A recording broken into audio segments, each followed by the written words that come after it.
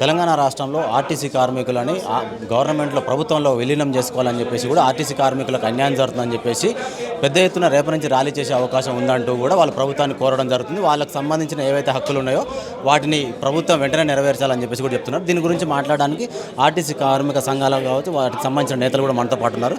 Sir, ఏం చేయబోతున్నారు? అసలు మీరు ఏం కోరుతున్నారు సార్?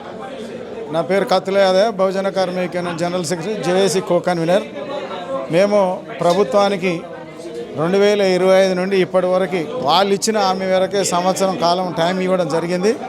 మరి వాళ్ళు ఇచ్చినటువంటి టైంలో మన సమస్యలు పరిష్కరించలేదు కాబట్టి ఈరోజు అర్ధరాత్రి అంటే 22వ తారీఖు మొదటి బస్సు నుంచి ఆర్టీసీ ఉద్యోగులు మొత్తం సమ్మెలోకి వెళ్తూ ఉన్నారు. కాబట్టి ఈ సమ్మెలోకి వెళ్ళడానికి గల కారణం ఇటు ప్రభుత్వమే తప్ప ఆర్టీసీ ఉద్యోగులు ఎంతమాత్రం కాదు. మీరు సమస్యలు పరిష్కరించినట్టయితే ఇవాళ సమ్మె పోవాల్సిన అవసరం కూడా లేదు. కాబట్టి ప్రభుత్వానికి నేను ఒకటే రిక్వెస్ట్ చేస్తున్నా, ఇంకా కూడా దాదాపుగా 12 గంటల టైం ఉంది. ఇప్పటికైనా మీరు పిలిపించి జేఏసీని పిలిపించి చర్చల ద్వారా సమస్యలు పరిష్కరించినట్టయితే సమ్మె విరమిస్తాం. కానీ మీరు మొండికేస్తే మేము కూడా అంతకంటే మొండికేయాల్సి వస్తుంది. గతంలో టీఆర్ఎస్ ప్రభుత్వం ఉన్నప్పుడు 54 రోజుల సమ్మె చేసినాం. అప్పుడు ఏం జరిగిందో మీకు తెలుసు. కాబట్టి ఆ పరిస్థితి మీరు తీసుకురారని మేము నమ్ముతా ఉన్నాం. కాంగ్రెస్ గవర్నమెంట్ ఆర్టీసీని ఆదుకుంటుందన్న నమ్మకం ఆర్టీసీ ఉద్యోగులకు ఎక్కువ ఉంది.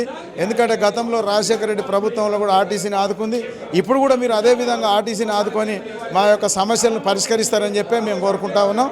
కాబట్టి ఖచ్చితంగా మరి మీరు ఇచ్చినటువంటి మేనిఫెస్టోలో పెట్టిన హామీలు ఏదైతుందో ప్రభుత్వంలో ఉద్యోగుల విలీనం, మరి 2021-25 పే స్కేల్, తర్వాత ఉద్యోగ భద్రత, ఎలక్ట్రికల్ బస్సులని ప్రభుత్వం కొని ఆర్టీసీకి ఇచ్చే విధంగా, తర్వాత ఎంప్లాయీ చిల్డ్రన్ని ఏదైతే కన్సల్టెంట్ పే కింద కాకుండా రెగ్యులర్ ప్రాతిపదికన తీసుకోవాలని చెప్పి మొత్తం 32 డిమాండ్లు పెట్టినాం.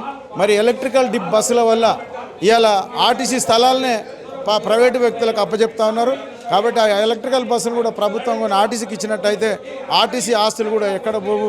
కాబట్టి దాని పేరు మీద మరి అలా డ్రైవర్లని, మెకానిక్లని వేరే జోన్లకు, వేరే రీజన్లకు మార్పిడి చేసే ప్రయత్నం చేస్తారు. కాబట్టి ఆ విధానాన్ని కూడా తక్షణమే మానుకొని మరి మేము పెట్టినటువంటి న్యాయమైన డిమాండ్లు మీరు ఇచ్చిన హామీలనే తక్షణం నెరవేర్చకుంటే మాత్రం రేపు ఖచ్చితంగా సమ్మెలకు దిగాల్సిన అవసరం ఏర్పడుతుంది. ఇప్పుడు ఆల్రెడీ పర్మనెంట్ ఎంప్లాయీస్ కావచ్చు, కాంట్రాక్ట్ బేసిక్ మీద ఉన్న ఎంప్లాయీస్ కూడా కావచ్చు, వాళ్ళకు ఇచ్చే జీతాల విషయంలో కూడా మీరు ఏమైనా డిమాండ్ చేయడం జరిగిందా? శాలరీల విషయంలో మిగతా కండిషన్ల మీదనే మాట్లాడుతున్నారు. ఇప్పుడు ఆర్టీసీలో పనిచేస్తున్న ప్రతి వ్యక్తికి లాభం చేకూర్చే విధంగానే మేము మాట్లాడుతూ ఉన్నాం. ఇవాళ అవుట్సోర్సింగ్ విధానం తీసుకొచ్చారు.